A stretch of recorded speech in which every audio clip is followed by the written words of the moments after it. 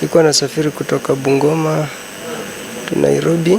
Driver alijaribu overtake na sidhani kama alikuwa ameona kama kuna trailer nyuma. Ilikuwa na jam hapo, gari ilikuwa, kuna road ilikuwa kwa barabara, sawa, ikabidi tutumie the wrong way, tutumie barabara moja sababu traffic ilikuwa pande ile nyingine. Mara tumekuja kutokea, gari zote sasa zilikuwa kwa mbio zikijaribu kukimbizana sasa zirudi kwa barabara kulingana na ile jamu ilikuwa juu.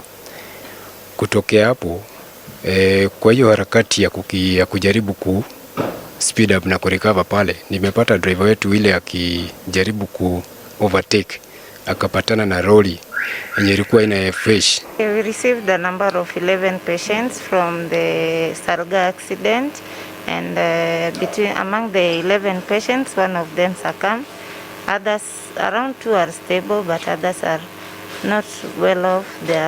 We have admitted them at the wards with severe head injuries and multiple fractures.